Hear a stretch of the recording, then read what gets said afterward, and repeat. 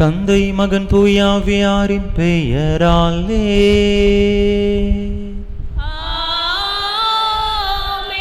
நம் ஆண்டவராகிய இயேசு கிறிஸ்துவின் அருளும் கடவுளின் அன்பும் தூயாவியாரின் நட்புறவும் உங்கள் அனைவரோடும் இருப்பதாக.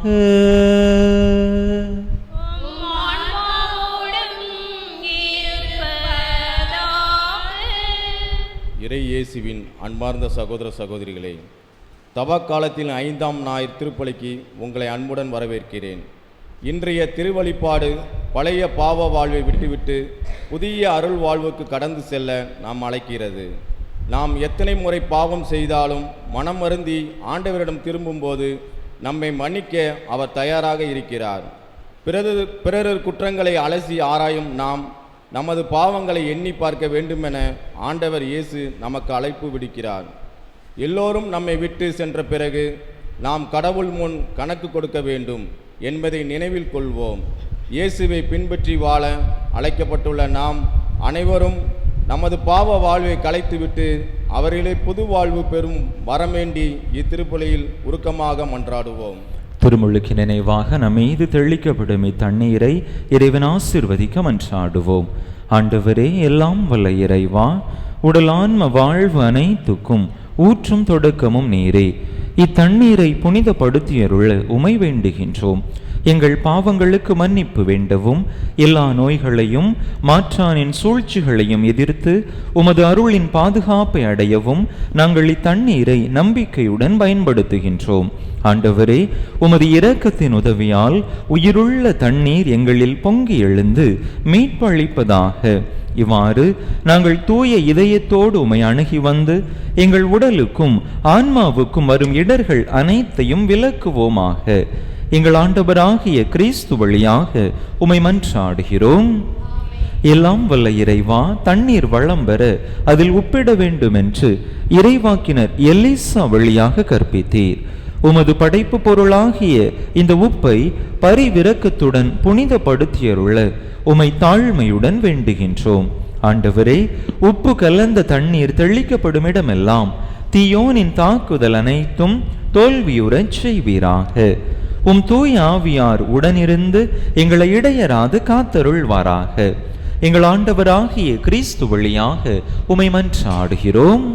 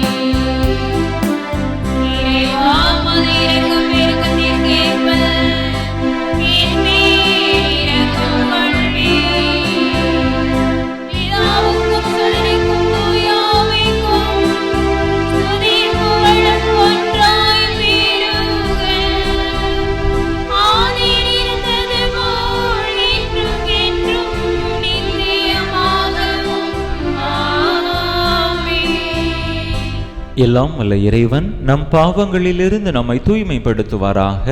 இந்த நற்கருணை கொண்டாட்டத்தின் வழியாக அவர் தம்முடைய ஆட்சியின் விருந்தில் பங்கு கொள்ள நம்மை தகுதி பெறச் செய்வாராக. மன்றாடுவோமாக. ஆண்டவரே, எங்கள் இறைவா, உம் திருமகன் உலகை அன்பு செய்து சாவுக்கு தம்மையே கையளித்தார். உமது உதவியால் அதே அன்பில் நாங்களும் விரைந்து முன்னேறி செல்ல அருள் புரிவீராக. உம்மோடு தூயாவியாரின் ஒன்றிப்பில் ஒரு இறைவனாய் என்றென்றும் வாழ்ந்து ஆட்சி செய்கின்ற எங்கள் ஆண்டவரும் உம் திருமகனுமாகிய இயேசு கிறிஸ்து வழியாக உம்மை மன்றாடுகின்றோம்.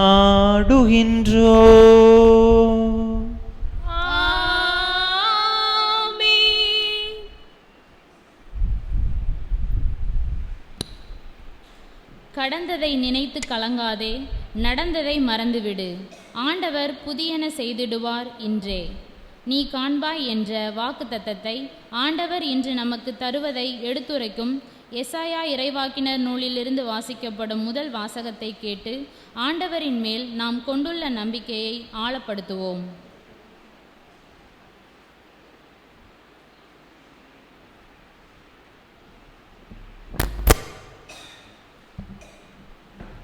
முதல் வாசகம் இறைவாக்கினர் எசாயா நூலிலிருந்து வாசகம். அதிகாரம் 43, இறை வார்த்தைகள் 16 முதல் 21 முடிய. கடலுக்குள் வழியை ஏற்படுத்தியவரும் பொங்கி எழும் நீர் நடுவே பாதை அமைத்தவரும் தேர்களையும் குதிரைகளையும் படைவீரரையும் வலிமை மிக்கோரையும் ஒன்றாக கூட்டி வந்தவரும் அவர்கள் எழாதவாறு விழச் செய்து திரிகளை அணைப்பது போல் அவர்களை அழித்தவருமாகிய ஆண்டவர் கூறுவது இதுவே. முன்பு நடந்தவற்றை மறந்துவிடுங்கள், முற்கால நிகழ்ச்சி பற்றி சிந்திக்காதிருங்கள். இதோ புது செயல் ஒன்றை நான் செய்கிறேன், இப்பொழுதே அது தோன்றிவிட்டது. நீ அதை கூர்ந்து கவனிக்கவில்லையா? பாலை நிலத்தில் நான் பாதை ஒன்று அமைப்பேன், பால்வெளியில் நீரோடைகளை தோன்றச் செய்வேன். விலங்குகளும் என்னை புகழும், குள்ள நரிகளும் தீக்கோழிகளும் என்னை பெருமைப்படுத்தும். ஏனெனில் தேர்ந்தெடுக்கப்பட்ட என் மக்களுக்கு பாலை நிலத்தில் குடிக்க கொடுப்பேன், பால் நிலத்தில் நீரோடைகள் தோன்றச் செய்வேன். எனக்கென்று நான் உருவாக்கிய இந்த மக்கள் என் புகழை எடுத்துரைப்பர். இது ஆண்டவர் வழங்கும் அருள்வாக்கு.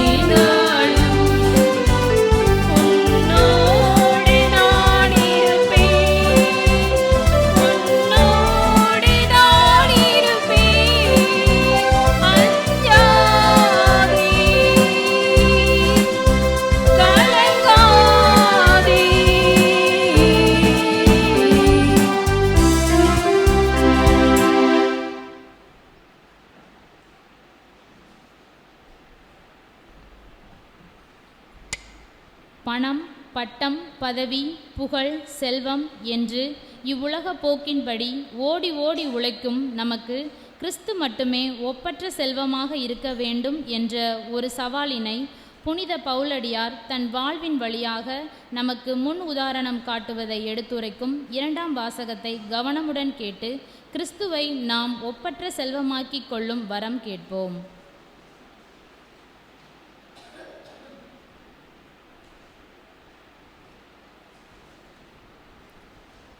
இரண்டாம் வாசகம்.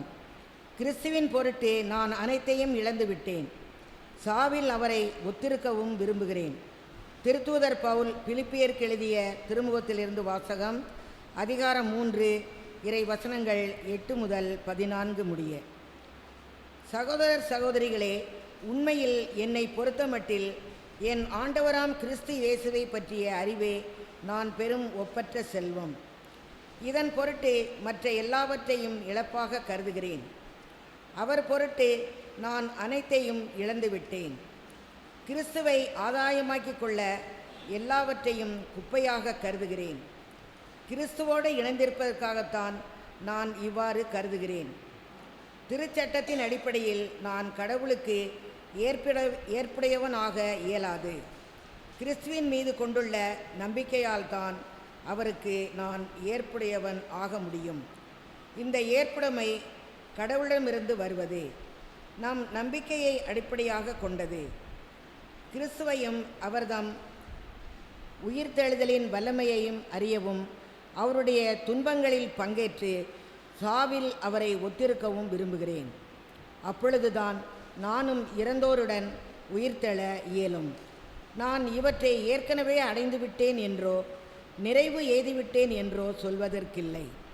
கிறிஸ்து இயேசு என்னை ஆட்கொண்டதற்கான நோக்கம் நிறைவேறுவதற்காக தொடர்ந்து ஓடுகிறேன். அன்பர்களே, இந்நோக்கம் நிறைவேறிவிட்டது என நான் எண்ணவில்லை. ஆனால் ஒன்று மட்டும் செய்கிறேன். கடந்ததை மறந்துவிட்டு முன்னிருப்பதை கண்முன் கொண்டு பரிசு பெற வேண்டிய இலக்கை நோக்கி தொடர்ந்து ஓடுகிறேன். கிறிஸ்து இயேசுவின் மூலம் கடவுள் எனக்கு மேலிருந்து விடுக்கும் அழைப்பே அப்பரிசாகும். ஆண்டவர் வழங்கும் அருள்வாக்கு.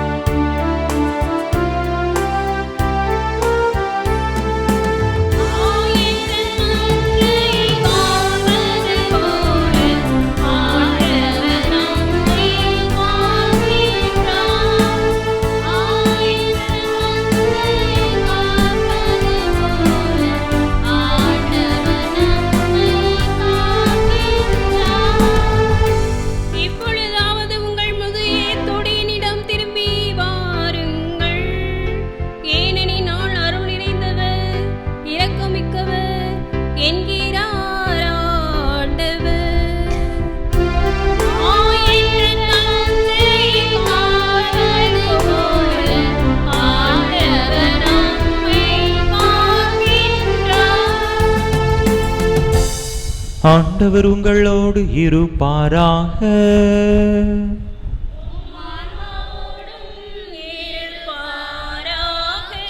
யோவான் எழுதிய தூய நற்செய்தியிலிருந்து வாசகம்.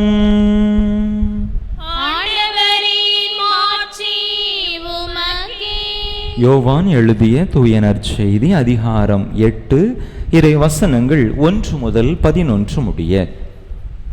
அக்காலத்தில் இயேசு ஒலிவ மலைக்கு சென்றார். பொழுது விடிந்ததும் அவர் மீண்டும் கோவிலுக்கு வந்தார். அப்போது மக்கள் அனைவரும் அவரிடம் வந்தனர். அவரும் அங்கு அமர்ந்து அவர்களுக்கு கற்பித்தார். மறைநூல் அறிஞரும் பரிசேயரும் விபச்சாரத்தில் பிடிபட்ட ஒரு பெண்ணை கூட்டிக் கொண்டு வந்து நடுவில் நிறுத்தி, போதகரே, இப்பெண் விபச்சாரத்தில் கையும் மெய்யுமாக பிடிபட்டவள். இப்படிப்பட்டவர்களை கல்லால் எறிந்து கொல்ல வேண்டும் என்பது மோசே நமக்கு கொடுத்த திருச்சட்டத்தில் உள்ள கட்டளை. நீர் என்ன சொல்கிறீர் என்று கேட்டனர். அவர் மேல் குற்றம் சுமத்த ஏதாவது வேண்டும் என்பதற்காக அவர்கள் இவ்வாறு கேட்டு சோதித்தார்கள். இயேசு குனிந்து விரலால் தரையில் எழுதி கொண்டிருந்தார். ஆனால் அவர்கள் அவரை விடாமல் கேட்டுக்கொண்டிருந்ததால் அவர் நிமிர்ந்து பார்த்து, உங்களுள் பாவம் இல்லாதவர் முதலில் இப்பெண் மேல் கல் எறியட்டும் என்று அவர்களிடம் கூறினார். மீண்டும் குனிந்து தரையில் எழுதி கொண்டிருந்தார். அவர் சொன்னதை கேட்டதும் முதியோர் தொடங்கி ஒருவர் பின் ஒருவராக அவர்கள் யாவரும் அங்கிருந்து சென்று விட்டார்கள். இறுதியாக இயேசு மட்டுமே அங்கு இருந்தார். அப்பெண்ணும் அங்கேயே நின்று கொண்டிருந்தார். இயேசு நிமிர்ந்து பார்த்து, அம்மா, அவர்கள் எங்கே? நீர் குற்றவாளி என்று எவரும் தீர்ப்பிடவில்லையா என்று கேட்டார். அவர், இல்லை ஐயா என்றார். இயேசு அவரிடம், நானும் தீர்ப்பளிக்கவில்லை, நீர் போகலாம், இனி பாவம் செய்யாதீர் என்றார். ஆண்டவரின் அருள் வாக்கு. கிறிஸ்துவே உமக்கு புகழ்.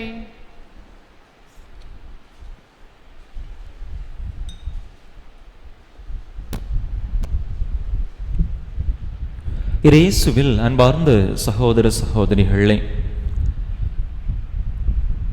ஒரு தெரு வழியா நடந்து போறோம். போகும் பொழுது தொடர்ந்து நடந்து போக முடியாத ஒரு சூழல். அங்க ஒரு தடை இருக்குது, அவ்வளவுதான். அந்த தெருவோடைய முடிவு அதுதான். எங்கேயும் போக முடியாத ஒரு சூழல், தொடர்ந்து கடந்து செல்ல முடியாது.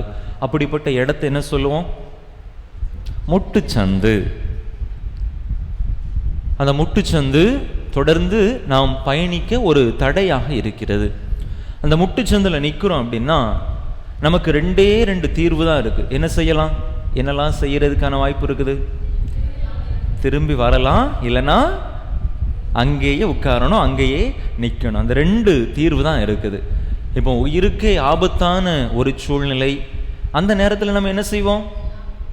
திரும்பி போக முடியாத ஒரு சூழ்நிலை, அந்த நேரத்தில் முட்டுச்சந்தை இடிச்சு எப்படியாவது அந்த பக்கம் போயிடணும் அப்படின்னு சொல்லி நம்ம நினைப்போம். அப்படிதானா? ஏறி குதிச்சாது அங்கே விழுந்து உயிரை காப்பாற்றிக்கிடணும் அப்படின்னு சொல்லி நம்ம நினைத்து செயல்படுவது உண்டு. அன்பு மக்களே, இன்றைய இறை வார்த்தை வழிபாடானது இப்படி முட்டுச்சந்தில் மாட்டிக்கொண்ட ஒரு 3 நபர்களை குறித்து தான் நமக்கு எடுத்து இயம்புகிறது. அந்த முட்டுச்சந்தில் மாட்டிக்கொண்டவர்கள் எவ்வாறு தப்பித்தார்கள் என்பதற்கான விடையை இன்றைய வாசகங்கள் நமக்கு தருகின்றன. முதல் வாசகத்தை எடுத்துக்கொண்டோம் என்று சொன்னால், அங்கு இஸ்ராயேல் மக்கள் பாபிலோனிய அடிமைத்தனம் என்கின்ற முட்டுச்சந்திலே மாட்டிக்கொள்ளுகிறார்கள். இரண்டாவது வாசகத்தை எடுத்துக்கொண்டோம் என்று சொன்னால், அங்கே பவுலடியார் யூத முதன்மைகள் அல்லது திருச்சட்டம் என்கின்ற அப்படிப்பட்ட ஒரு முட்டுச்சந்துக்குள்ளாக மாட்டிக்கொள்கிறார். நற்செய்தி வாசகத்திலே பார்க்கிற பொழுது, விபச்சாரத்திலே பிடிபட்ட அந்த பெண் கல்லால் எரிந்து கொல்லப்பட வேண்டும் மோசையினுடைய சட்டப்படி என்கின்ற அப்படிப்பட்ட ஒரு முட்டுச்சந்து, ஒரு இக்கட்டான சூழ்நிலை. இப்படி இந்த 3 விதமான மனிதர்களும் இப்படிப்பட்ட அந்த முட்டுச்சந்திலே மாட்டிக்கொள்ளுகின்றார்கள். அவங்களுக்கு 2 தீர்வு தான் இருக்கு. என்ன செய்யணும்? ஒன்று திரும்பி போகணும், அந்த நிலையிலிருந்து திரும்பி போகணும், இல்லைன்னா அங்கேயே உட்கார்ந்து இருக்க வேண்டியதான், வேற வழி இல்லை. இப்படிப்பட்ட சூழ்நிலையில் அவர்களுக்கான ஒரு புதிய பாதையை ஆண்டவர் அமைத்து கொடுப்பதை இன்றைய வாசகங்கள் நமக்கு கூறுகின்றன. முட்டுச்சந்து ஆங்கிலத்தில் என்ன சொல்லுவோம்? டெட் எண்ட் அப்படின்னு சொல்லுவோம். அவ்வளோதான், முடிஞ்சு, டெட் எண்ட். இங்க ஆண்டவர் என்ன சொல்றாரு? எண்டுங்கிறது ஒரு முடிவு இல்லை, அது ஒரு பெண்டு தான், அது ஒரு சின்ன ஒரு வளைவு தான். உங்களுக்கான பாதையை நான் உங்களுக்கு கொடுக்கிறேன், காண்பிக்கிறேன் என்று சொல்லி ஒரு புதிய வாழ்வை இப்படிப்பட்ட அந்த டெட் எண்டிலே, அந்த முட்டு சந்திலே மாட்டிக்கொண்ட மனிதர்களுக்கு ஆண்டவர் கொடுப்பதை பார்க்கிறோம். முதல் வாசகத்தை எடுத்துக்கொண்டோம் என்று சொன்னால், தங்களுடைய பாவ வாழ்வினால் அதன் விளைவாக இஸ்ரேல் மக்கள் இப்ப எங்க இருக்கிறாங்க? பாபிலோனிய அடிமை தலையிலே இருக்கின்றார்கள். அப்படிப்பட்ட ஒரு இக்கட்டான சூழ்நிலையிலே தங்களுடைய வாழ்க்கை முடிந்து விட்டது. இப்படி இந்த அடிமை தலையிலே கிடந்து சாக வேண்டியதுதான் என்கின்ற அப்படிப்பட்ட ஒரு சூழலிலே இறைவாக்கினர் எசாயா மூலமாக ஆண்டவர் அந்த மக்களுக்கு நம்பிக்கையூட்டும் செய்தியை கொடுக்கின்றார். முற்காலத்தில் நடந்த அந்த கசப்பான அனுபவத்தை நீங்கள் மறந்து விடுங்கள். பாபிலோனிய அடிமைத்தலையில் இருக்கக்கூடிய அந்த சூழ்நிலையை குறித்து நீங்கள் சிந்திக்காதிருங்கள். இதோ நான் புதிய காரியத்தை செய்ய போகிறேன் என்று ஆண்டவர் அவர்களுக்கு வாக்கு கொடுக்கின்றார். தொடக்கத்தில் எகிப்திலிருந்து இஸ்ரேல் மக்களை வழிநடத்தி வந்தபோது ஆண்டவர் செய்த அந்த மகிமைக்குரிய மாட்சிமைக்குரிய காரியங்களை அவர்களுக்கு எடுத்து கூறுகின்றார். செங்கடலை கடக்கணும், முன்னாடி செங்கடல், பின்னாடி எகிப்தியர்கள். ஒரு இக்கட்டான ஒரு முட்டுச்சந்தில் இஸ்ரேல் மக்கள் மாட்டிக்கொள்கிறார்கள். ஆனால் கடலை பிளந்து அங்கே ஆண்டவர் அவர்களுக்கு ஒரு புதிய வழியை காட்டுகின்றார். நான் எப்படி உங்களை மீட்டெடுத்தேன் என்பதை மீண்டும் ஒரு முறை அவர்களுக்கு நினைவுபடுத்துகின்றார். நிச்சயமாக அதே போல ஒரு புதிய வாழ்வை மீண்டுமாக உங்களுக்கு தருவேன், இந்த பாபிலோனிய அடிமை தலையிலிருந்து உங்களை நான் விடுவிப்பேன் என்று அங்கே ஆண்டவர் ஒரு அருமையான நம்பிக்கையான செய்தியை, ஒரு புதிய வாழ்வை வழியை அந்த மக்களுக்கு எடுத்து கூறுவதை பார்க்கிறோம். பாலை நிலத்திலே வழிகள் தோன்ற செய்வேன், பால் நிலத்திலே நீரோடைகள் தோன்ற செய்வேன் என்று சொல்லி ஒரு புதிய நம்பிக்கையை அந்த மக்களுக்கு கொடுத்து, தங்களுடைய வாழ்வில் எல்லாம் முடிந்து விட்டது என்பவர்களுக்கு தொடர்ந்து நம்பிக்கையோடு பயணிக்கக்கூடிய உத்வேகத்தை அங்கே ஆண்டவர் கொடுப்பதாக பார்க்கிறோம். நற்செய்தி 2வது வாசகத்தில் பார்க்கிறோம். பிலிப்பியருக்கு எழுதிய திருமடலிலே 3வது அதிகாரத்திலே பவுலடிகளார் தொடர்ந்து இன்று வாசிக்கப்பட்ட அந்த பகுதிக்கு முந்தைய வசனங்களை வாசிக்கும் பொழுது தெரியும். 3வது அதிகாரம் 5வது வசனத்திலலாம் நம்ம வாசிக்கும் பொழுது தெரியும். பவுல் சொல்லுவார், நான் ஒரு பெரிய ஒரு பரிசேயன், நான் இஸ்ரேல் குலத்தவன், பென்யமின் இனத்தவன், எபிரேய பெண்ணுக்கு பிறந்த எபிரேயன், திருச்சட்டங்களை எல்லாம் கடைபிடிக்கக்கூடிய ஒரு பரிசேயன் என்று சொல்லி தன்னுடைய சமய மற்றும் சமூக அடையாளங்களை அவர் முன்னிலைப்படுத்தி பேசுவார். இதுதான் வாழ்க்கை, இதுதான் என்னுடைய எல்லாமே என்று அவர் நினைத்து கொண்டிருந்ததாக சொல்லுவார்.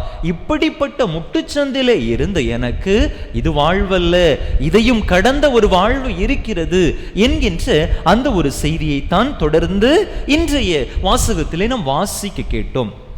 அவை அனைத்தையும் நான் இழப்பாக கருதுகிறேன், குப்பையாக கருதுகிறேன்.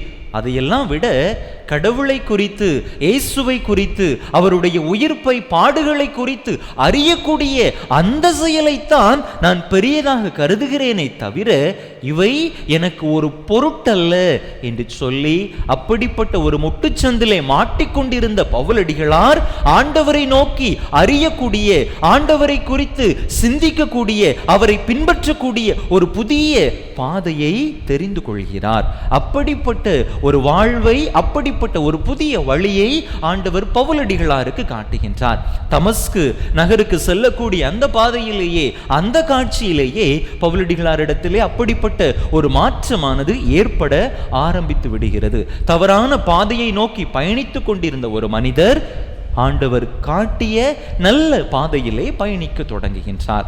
நற்செய்தி வாசகத்திலே எடுத்துக்கொண்டோம் என்று சொன்னால், விபச்சாரத்திலே பிடிபட்ட அந்த பெண் வாழ்வு முடிந்து விட்டது, தன்னை சாகடிக்க போகிறார்கள், அவ்வளவுதான் என்கின்ற அந்த சூழ்நிலையிலே ஆண்டவர் முன்பாக போய் நின்று அந்த பெண்ணுக்கு, அம்மா உன்னுடைய வாழ்க்கை இதோட முடியல, உனக்கு ஒரு புதிய வழியை நான் காட்டுறேன், உன்னுடைய கடந்த கால அந்த பாவ வாழ்விலிருந்து நீ விடுபடு, ஒரு நல்ல வாழ்க்கையை நீ தெரிந்து கொள் என்று அங்கே ஆண்டவர் அந்த பெண்மணிக்கு, சாகக்கூடிய ஒரு நிலையிலே இருந்த அந்த பெண்மணிக்கு, அவ்வளவுதான் வாழ்க்கை முடிந்துவிட்டது என்கின்ற நிலையில் இருந்த அந்த பெண்மணிக்கு ஒரு புதிய வாழ்வை, அவளுடைய பாவங்களை மன்னித்து ஆண்டவர் காட்டியதாக நாம் பார்க்கிறோம். அன்பு மக்களை, நம்முடைய வாழ்க்கையும் சற்று சிந்தித்து பார்ப்போம்.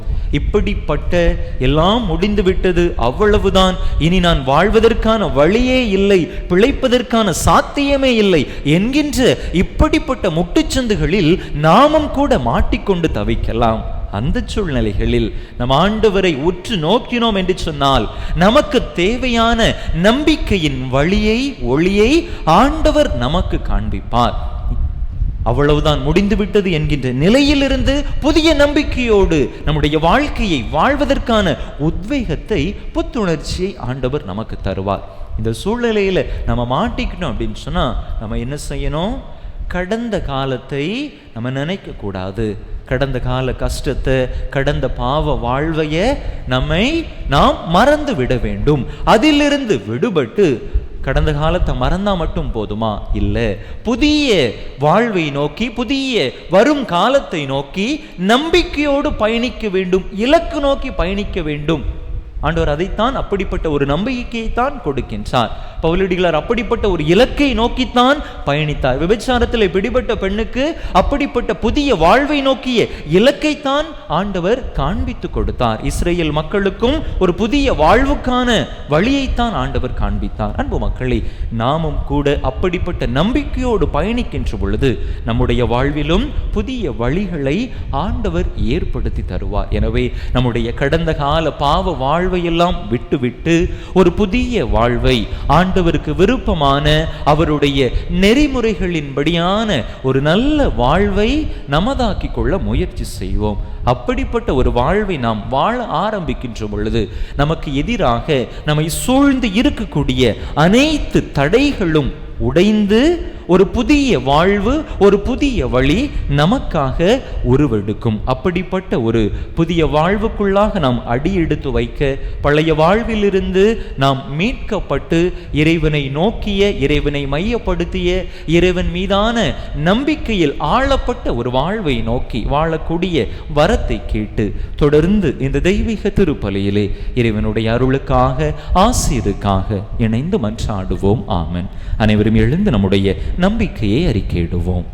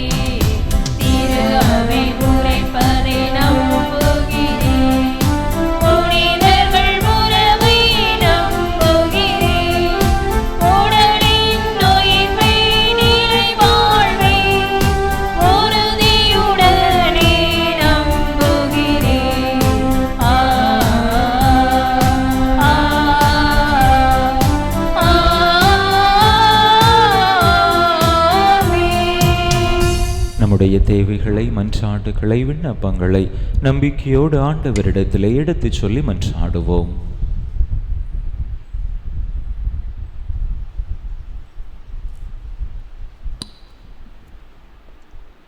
பொங்கியலும் நீர் நடுவே பாதை அமைத்தவரே எம் இறைவா, எம் திரு அவையை வழிநடத்தும் அனைவரும் இறை மக்களை இறைவார்த்தையின் பாதையில் வழிநடத்தி செல்ல தேவையான அருளை தர வேண்டி இறைவா உம்மை மன்றாடுகிறோம். எல்லாம் வல்ல இறைவா, எங்கள் மன்றாட்டை கேட்டருளும். முன்பு நடந்தவற்றை மறந்து விடுங்கள், முற்கால நிகழ்ச்சி பற்றி சிந்திக்காதீர்கள் என்ற இறைவார்த்தைகளால் எங்களோடு பேசிய எம் இறைவா, ஒருவர் என்றோ செய்த சிறு தவறை மனதில் சுமந்து அவரோடு நட்புறவு கொள்ளாமல் தவிக்கும் எங்கள் மனங்களுக்கு அதனை மறந்து மன்னிக்கும் மனதை தர வேண்டி இறைவா உம்மை மன்றாடுகிறோம். பால நிலத்தில் நான் பாதை ஒன்று அமைப்பேன், பால்வெளியில் நீரோடைகளை தோன்றச் செய்வேன் என்ற எம் இறைவா, 12ஆம் வகுப்பு அரசு பொதுத் தேர்வினை எழுதி முடித்து தேர்வு முடிவுகளை எதிர்நோக்கி காத்திருக்கும் அனைத்து மாணவ மாணவியரும் அடுத்து தங்களது உயர்கல்வி பாதையை நல்ல முறையில் தேர்வு செய்ய தேவையான ஞானத்தை தந்தருள இறைவா உம்மை மன்றாடுகிறோம். ஆறுதல் அளிக்கும் எம் இறைவா, இறைமகன் இயேசு தன் சிலுவை மரணத்தின் போதும் தன் தாய்க்கு ஆறுதலையும் துணையையும் அளிக்க மறக்காமல் தனது அன்பு சீடரை அவருக்கு ஆறுதலாக துணையாக விட்டு சென்றார். ஆனால் இன்றைய காலகட்டத்தில் வயது முதிர்ந்த பெற்றோர்களை பாதுகாக்கவும் அவர்களது ஆறுதலாக இருக்கவும் ஏனோ எங்கள் மனம் விரும்புவதில்லை. நாங்களும் இறைமகன் இயேசு போல நமது அன்பு பெற்றோரை அரவணைக்கும் பிள்ளைகளாக, ஆறுதல் அளிக்கும் பிள்ளைகளாக மாற வேண்டி இறைவா உம்மை மன்றாடுகிறோம். நம்முடைய தனிப்பட்ட தேவைகளுக்காக சில மணித்துளிகள் அமைதியாக இறைவனிடம் மன்றாடுவோம்.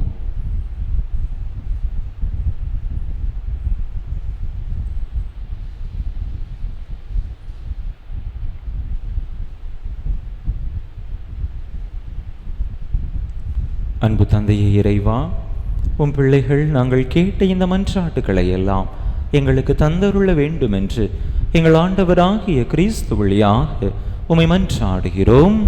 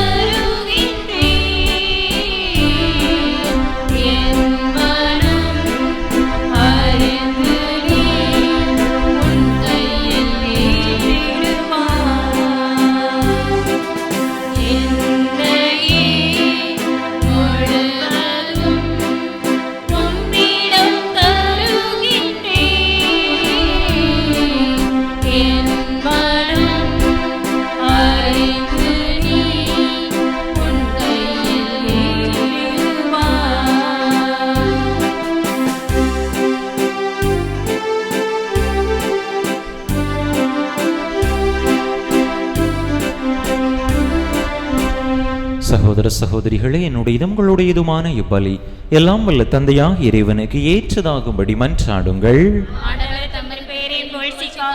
ஆட்சிக்காகவும் நமது நன்மைக்காகவும் புனித திரு அவை அனைத்தின் நலன்களுக்காகவும் உமது கையில் நின்று திருப்பலியை ஏற்றுக்கொள்வாராக. எல்லாம் வல்ல இறைவா, கிறிஸ்தவ நம்பிக்கையின் படிப்பினையால் நீர் நிரப்பியுள்ள உமடியார்களுக்கும் எங்களுக்கும் செவி சாய்த்தருளும். இப்பலியின் பயனாக இவர்களை நீர் புனிதப்படுத்துவீராக. எங்கள் ஆண்டவராகிய கிறிஸ்து வழியாக உம்மை மன்றாடுகின்றோ.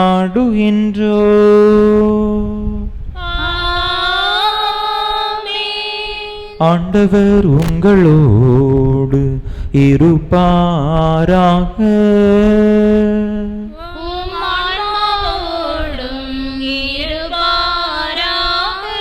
இதயங்களை மேலே எழுப்புங்கள்.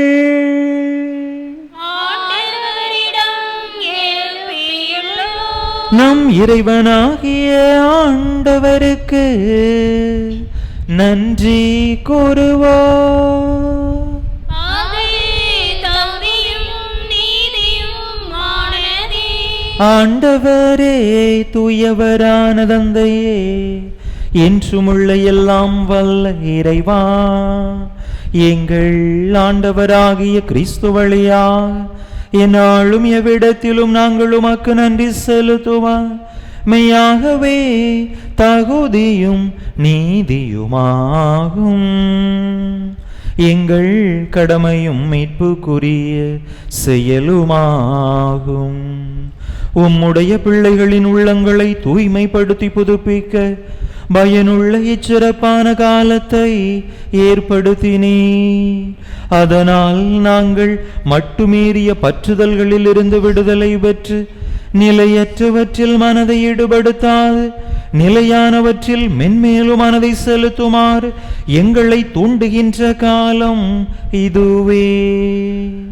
ஆகவே வானதூதர் புனிதர் அனைவரோடும் சேர்ந்து நாங்களும் உமக்கு புகழ்ச்சி பண்ணி செய்து ஒரே குரலாய் ஆர்ப்பரித்து பாடுவதாவது: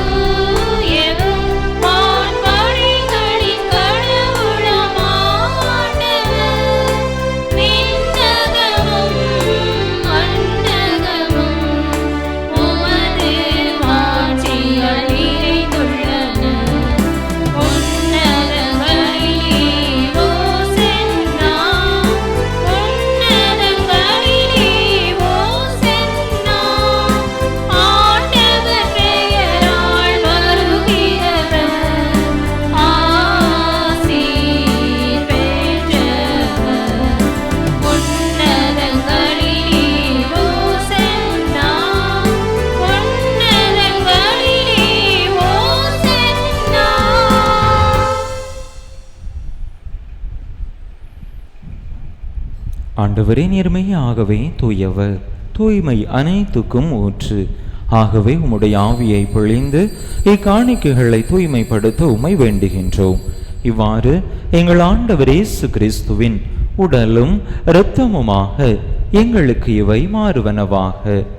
அவர் பாடுபட உளம் கனிந்து தம்மை கையளித்த போது அப்பத்தை எடுத்து நன்றி செலுத்தி அதை பிட்டு தம் சீடர்களுக்கு அளித்து அவர் கூறியதாவது: அனைவரும் இதிலிருந்து பெற்று உண்ணுங்கள், ஏனெனில் இது உங்களுக்காக கையளிக்கப்படும் என் உடல்.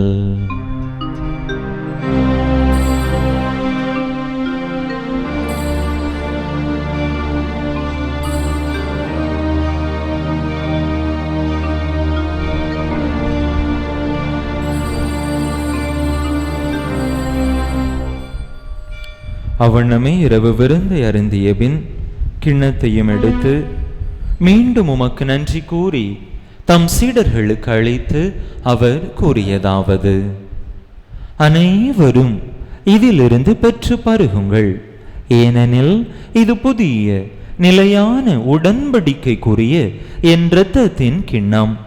இது பாவ மன்னிப்புக்கென்று உங்களுக்காகவும் பலருக்காகவும் சிந்தப்படும். இதை என் நினைவாக செய்யுங்கள்.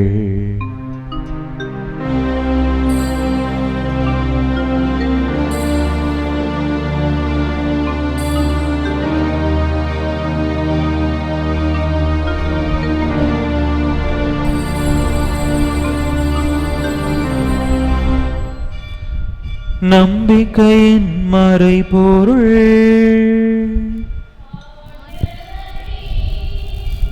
நீர் வருமளவும் உமது இறப்பினை அறிக்கையிடுகின்றோம், உமது உயிர்ப்பினையும் எடுத்துரைக்கின்றோம். ஆகவே ஆண்டவரே, நாங்கள் கிறிஸ்துவின் இறப்பினையும் உயிர்ப்பினையும் நினைவு கூர்ந்து வாழ்வு தரும் அப்பத்தையும் மீட்பளிக்கும் கிண்ணத்தையும் உமக்கு ஒப்பு கொடுக்கின்றோம்.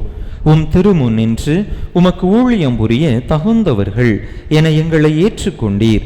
எனவே உமக்கு நன்றி செலுத்துகின்றோம். மேலும் கிறிஸ்துவின் உடலிலும் இரத்தத்திலும் பங்கு கொள்ளும் எங்களை தூய ஆவியார் ஒன்று சேர்க்க வேண்டுமென உமை தாழ்மையுடன் மன்றாடுகின்றோம். ஆண்டவரே, உலகெங்கும் பரவியிருக்கும் உமது திரு அவையை நினைவு கூர்ந்தருளும். எங்கள் திருத்தந்தை பிரான்சிஸ், எங்கள் ஆயர் ஸ்டீஃபன், எல்லா திருநிலையினர் ஆகிய அனைவரோடும் உமது திரு அவை அன்பில் நிறைவு பெறச் செய்தருளும். மேலும் உயிர்த்தெழும் எதிர்நோக்குடன் துயில் கொள்ளும் எங்கள் சகோதர சகோதரிகளையும் இறந்தோர் அனைவரையும் இரக்கத்துடன் நினைவு கூர்ந்து உமது திருமுக ஒளியினுள் ஏற்றருளும். எங்கள் அனைவர் மீதும் இரக்கமாயிரும்.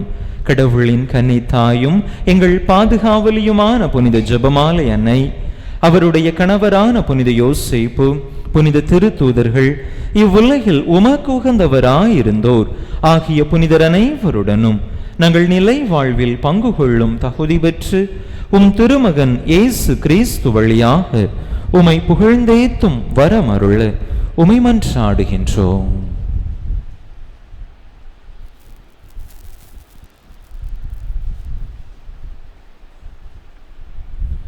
இவர் வழியாக இவரோடு இவரில் எல்லாம் வல்ல இறைவனாகிய தந்தையே, தூய ஆவியாரின் ஒன்றைப்பில் எல்லா புகழும் மாட்சியும் என்றென்றும் உமக்கு உரியதே.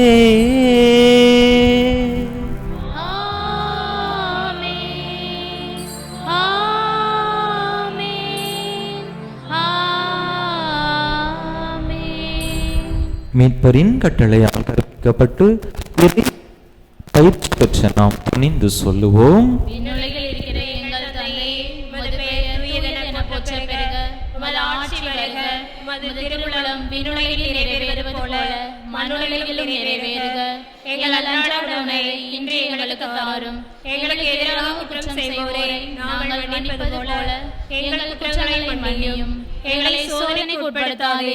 தீமையிலிருந்து எங்களை விடுவித்தருளும். ஆண்டவரே, தீமை அனைத்திலிருந்தும் எங்களை விடுவித்து எங்கள் வாழ்நாளில் அமைதியை கனிவுடன் அருள உமை மன்றாடுகின்றோம். உமது இரக்கத்தின் உதவியால் நாங்கள் பாவத்தில் இருந்து எப்போதும் விடுதலை பெற்று யாதொரு கலக்கமுமின்றி நலமாய் இருப்போமாக. நாங்கள் எதிர்நோக்கி இருக்கும் பேரின்பத்துக்காகவும் மீட்பராகிய இயேசு கிறிஸ்துவின் வருகைக்காகவும் காத்திருக்கின்றோம்.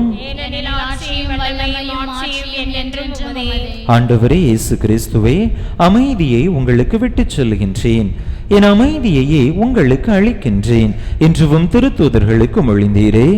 எங்கள் பாவங்களை பாராமல் உமது திரு அவையின் நம்பிக்கையை கண்ணோக்கி உமது திருவுளத்துக்கு ஏற்ப அதற்கு அமைதியையும் ஒற்றுமையையும் அளித்தருள்வீராக. என்றென்றும் வாழ்ந்து ஆட்சி செய்கின்றவர் நீரே. ஆண்டவருடைய அமைதி உங்கள் அனைவரோடும் என்றும் இருப்பதாக. ஒருவருக்கொருவர் கிறிஸ்து வழங்கும் அமைதியை பகிர்ந்து கொள்வோம்.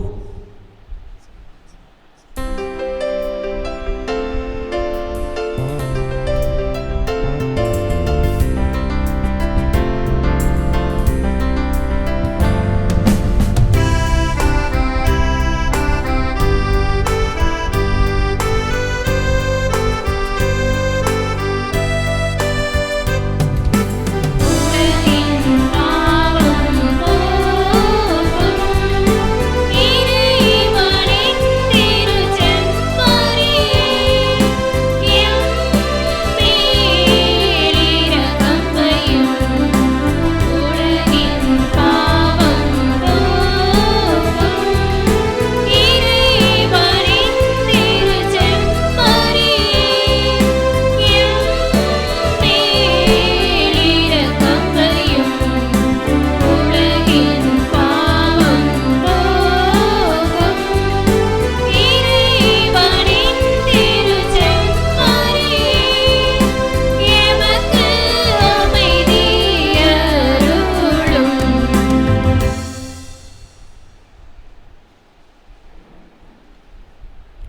இதோ இறைவனின் செம்மறி, இதோ உலகின் பாவங்களை போக்குகின்றவர். இந்த செம்மறியின் திருவிருந்துக்கு அழைக்க பெற்றுள்ள நாம் பேறு பெற்றோ.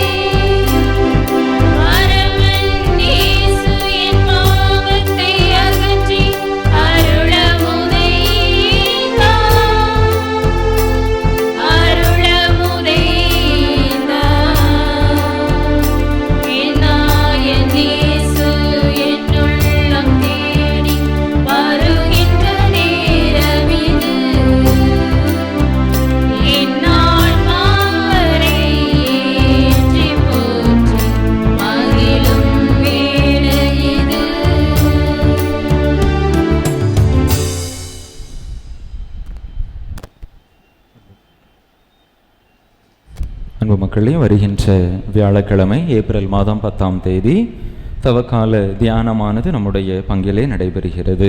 மாலை 6 மணியிலிருந்து இரவு 9 மணி வரை நடைபெறும். அன்பு மக்கள் இந்த தியானத்திலே பங்கேற்று பலன் பெறும்படியாக அன்போடு கேட்டுக்கொள்கின்றேன். குருத்து ஞாயிறு திருப்பலியானது காலை 7 மணிக்கு அந்தோணியாறு குருசடியிலிருந்து ஆரம்பமாகும். தொடர்ந்து பவனியாக வந்து ஆலயத்திலே குருத்து ஞாயிறு திருப்பலியானது நடைபெறும். பெரிய வியாழன் வழிபாடுகள் மாலை 6 மணிக்கு தொடங்கும். தொடர்ந்த நள்ளிரவு வரை நற்கருணை ஆராதனையானது நடைபெறும். பெரிய வெள்ளி வழிபாடுகள் மதியம் 3 மணிக்கு தொடங்கி தொடர்ந்து 5 மணிக்கு சிலுவை பாதை ஆலயத்தை சுற்றி நடைபெறும். உயிர்ப்பு பெருவிழா திருப்பலியானது சனிக்கிழமை நள்ளிரவு 11 மணிக்கு ஆரம்பமாகும். நம்முடைய பங்கிலே விடுமுறை விவிலிய பள்ளி வகுப்புகள் மே மாதம் 1ஆம் தேதியிலிருந்து 10ஆம் தேதி வரை நடைபெறுகின்றன. அந்த பள்ளி விடுமுறை விவிலிய பள்ளி ஆசிரியர்களுக்கான பயிற்சி கூட்டமானது 12ஆம் தேதி விளாத்தி குளத்திலே நடைபெறுகிறது. இந்த ஆசிரியர்கள் அந்த கூட்டத்திலே பங்கேற்க அன்போடு கேட்டுக்கொள்கின்றேன். பெற்றோர்கள் உங்களுடைய பிள்ளைகளை இந்த விடுமுறை விவிலிய பள்ளி வகுப்பிற்கு VBS வகுப்பிற்கு அனுப்பி வைக்கும்படியாகவும் அன்போடு கேட்டுக்கொள்கின்றேன். தொடர்ந்து இந்த 10 நாட்களும் பிள்ளைகளுக்கு நாம் சிற்றுண்டி ஏற்பாடு செய்ய வேண்டியிருக்கிறது. எனவே அன்பு மக்கள் ஒவ்வொரு நாளும் ஒருவர் என்ற வகையிலே பொறுப்பெடுத்துக் கொள்ளும்படியாகவும் கேட்டுக்கொள்கின்றேன். அன்பு மக்களை, நம்முடைய பங்கிலே வருகின்ற 24ஆம் தேதி பொது மருத்துவ முகாம் ஒன்று ஏற்பாடு செய்யப்பட்டிருக்கிறது. நம்முடைய மறை மாவட்டத்திலிருந்து TMSSோடு இணைந்து அந்த பொது மருத்துவ முகாமானது நடத்தப்படுகிறது. இலவச மருத்துவ முகாம். எனவே அன்பு மக்கள் 24ஆம் தேதி காலையில் ஒரு 9-10 மணியிலிருந்து மதியம் 1-2 மணி வரை அந்த மருத்துவ முகாமானது நடைபெறும். இந்த வாய்ப்பை பயன்படுத்தி கொள்ளும்படியாக உங்களுக்கு தெரிந்தவர்களுக்கும் தகவல் கொடுத்து இந்த மருத்துவ முகாமிலே அவர்களும் பங்கேற்க செய்யும்படியாக அன்போடு கேட்டுக்கொள்கின்றேன். அன்பு மக்களை, திருப்பலி நிறைவுற்ற பிற்பாடு நம்முடைய அந்த பெரிய வார தவக்கால செயல்பாடுகளை குறித்து திட்டமிட ஒரு 5 நிமிடம் அன்பு மக்கள் அமர்ந்திருக்கும்படியாக அன்போடு கேட்டுக்கொள்கின்றேன். அம்மா, நீர் குற்றவாளி என்று எவரும் தீர்ப்பிடவில்லையா? ஒருவரும் இல்லை ஆண்டவரே, நானும் உம்மை தீர்ப்பிட மாட்டேன். இனி பாவம் செய்யாதே. மன்றாடுவோமாக. எல்லாம் வல்ல இறைவா, எங்களுக்கு அருள் புரிய உம்மை வேண்டுகின்றோ. இயேசு கிறிஸ்துவின் உடலையும் இரத்தத்தையும் உட்கொள்கின்ற நாங்கள் அவருடைய உறுப்பினர்களாக என்றும் விளங்குவோமாக.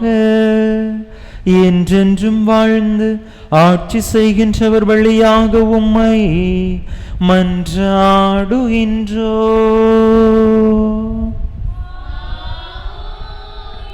ஆண்டவரே, உமது இரக்கத்தின் கொடையை எதிர்பார்க்கும் மக்களுக்கு ஆசி வழங்கியருளும். உமது தூண்டுதலால் தாங்கள் விரும்புவதை உமது வல்லன்மையால் அவர்கள் பெற்றுக்கொள்வார்களாக. எங்கள் ஆண்டவராகிய கிறிஸ்து வழியாக உம்மை மன்றாடுகின்றோ. ஆண்டவர் உங்களோடு இருப்பாராக.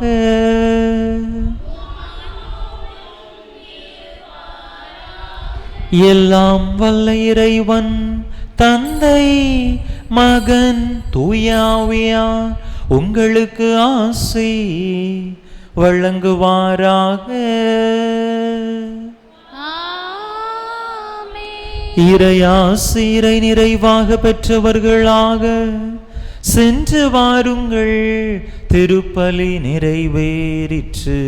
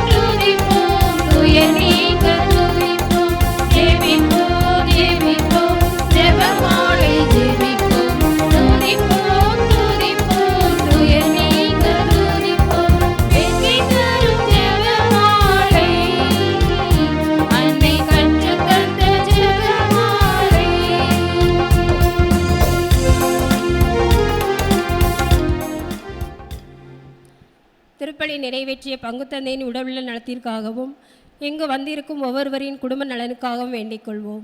விண்ணுலகில் இருக்கின்ற எங்கள் தந்தையே, உமது பெயர் தூயதென போற்ற பெறுக. உமது ஆட்சி வருக. உமது திருவுளம் விண்ணுலகில் நிறைவேறுவது போல மண்ணுலகிலும் நிறைவேறுக.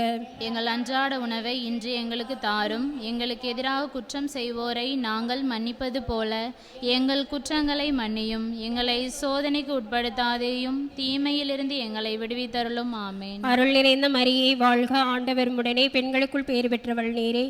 உம்முடைய திருவயிற்றின் கனியாகிய இயேசுவும் ஆசி பெற்றவரே. புனித மரியே, இறைவனின் தாயே, பாவிகளாயிருக்கிற எங்களுக்காக இப்பொழுதும் எங்களது இறப்பின் வேளையிலும் வேண்டிக் கொள்ளும். ஆமேன். தந்தைக்கும் மகனுக்கும் தூய ஆவியாருக்கும் ஆட்சி உண்டாவதாக. தொடக்கத்தில் இருந்தது போல இப்பொழுதும் எப்பொழுதும் என்றென்றும் இருப்பதாக. ஆமேன். புனித ஜெபமாலை அன்னையே, எங்களுக்காக வேண்டிக் கொள்ளும். புனித ஞான பிராசியாரே, எங்களுக்காக வேண்டிக் புனித கொள்ளும். அந்தோணியாரே, எங்களுக்காக வேண்டிக் புனித கொள்ளும். சூசையப்பரே, எங்களுக்காக வேண்டிக் கொள்ளும்.